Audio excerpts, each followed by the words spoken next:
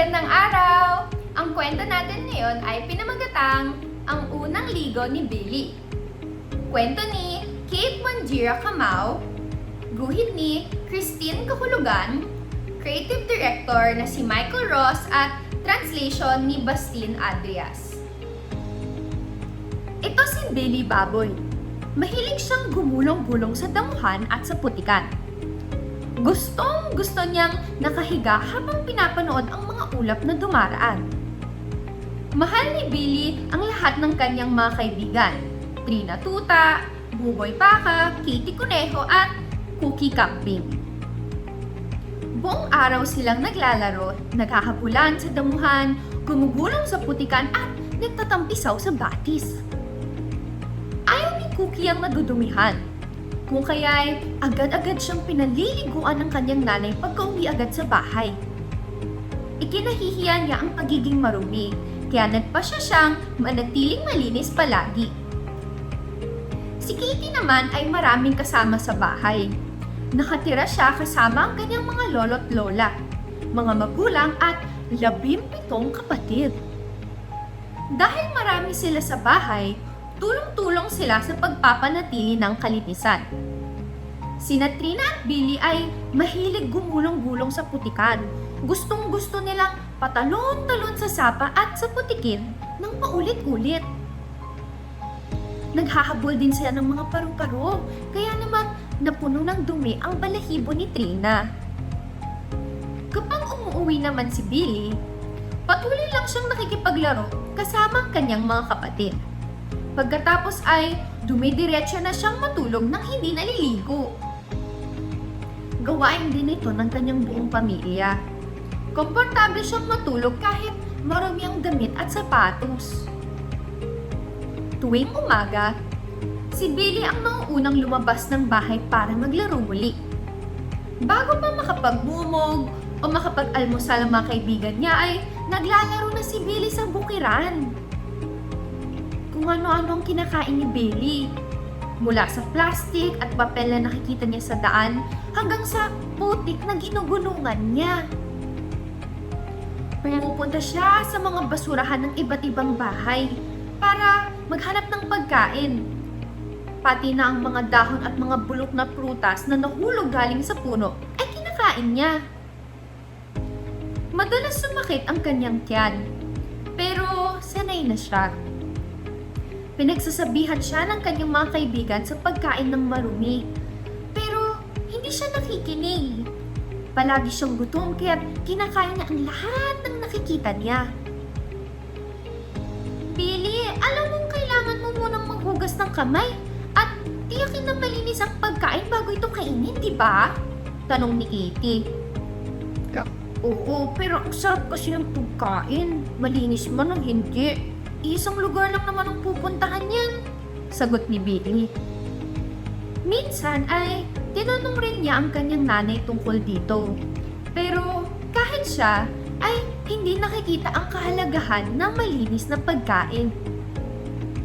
Katulad ni Billy, gawain din niya ang kumain ng kahit ano, mapabasura man, damit o kahit dumi ng kalabaw. Para raw itong gamot, sabi niya. Isang araw, habang naglalaro ang magkakaibigan, may naamoy silang hindi maganda sa paligid. Nagsimula silang amoy ng sarili at ang isa't isa. Nang napalapit sila kay Billy, napansin nilang sa kanya nang gagaling ang mabahong amoy. Billy, ang baho mo! Sigaw ni Cookie habang tinatakpan ng ilong. Billy, sabi naman ni Kitty habang lumalayo. Hala, Billy, kailan ka huling naligo? Tanong ni Buboy. Ligo? Natatawang sagot ni Billy. Bakit pa ako maliligo kung marurumihan lang rin naman ako? Sagot ni Billy. Wala rin namang naliligo sa pamilya ko. Kailangan mong maligo para mawala yung mikrobyo sa katawan mo. Para na rin malinis at presko ang pakiramdam, payo ni Kitty. Hindi totoo yan, ayos lang naman ako, pilit ni Billy. Alam ng mga kaibigan ni Billy na kailangan nila itong gawan ng paraan. Hindi nila kayang makipaglaro kasama si Billy dahil sa amoy niya. Kinabukasan, naghanda ng malaking palanggana, madaming sabon at bingko sina Kitty, Trina at Buboy. Dali-dali na lang itinago ito kay Billy. "Billy, tara! Laro tayo!" sigaw ni Trina kay Billy na naglalarong mag-isa. Dali-daling tumakbo si Billy na papunta sa kanyang mga kaibigan. Nagkunwari muna silang nakipaglaro sa kanya habang pasimpleng inilabas ni Trina at Buboy ang palanggana, sabon at bingko. "Dali, Billy! Talon ka dito!" sigaw ni Trina. Ang akala ni Billy ay naglalaro pa rin sila kaya't dali-dali siyang tumalon sa palanggana. Tulong-tulong nilang pinaliguan si Billy hanggang sa malinis na ito. "Ang sarap naman nito sa pakiramdam," sabi ni Billy habang kinukuskus ang kanyang balat. "Ang sarap sa pakiramdam," sigaw ni Billy habang pinapatuyo siya ng tuwalya. "Ayan ang pakiramdam ng bagong ligo," sagot ni Kitty. "Pinaliguan ninyo ako?" Natatarantang sigaw ni Billy. Hindi siya magpakali at ikot ng ikot. Natutuwa siyang malinis na siya. Pero hindi niya gusto na ginawa nila ito nang walang paalam sa kanya. "Billy, uminahon ka. Hindi ka pa natutuwa na malinis ka na?" tanong ni Cookie. "Natutuwa naman. Ang presko nga sa pakiramdam. Hindi ko inakalang nagugustuhan ko ito." Kalmang sagot ni Billy. "Ganito pa lang pakiramdam kapag malinis ang katawan mo. Kailangan kong ibahagi ito sa mga magulang at mga kapatid ko," sigaw ni Billy habang tumatakbo pa uwi sa pamilya niya. Bilib na bilib ang pamilya ni Billy kaya't mabilis silang tumakbo palabas. "Kami rin! Paliguan niyo rin kami!" sabay-sabay nilang sigaw. Ipinakita ng magkakaibigan kay Billy at sa kanyang pamilya ang tamang paraan ng pagligo at pagsisipilyo. Tulong-tulong din nilang nilinis ang kanilang bahay.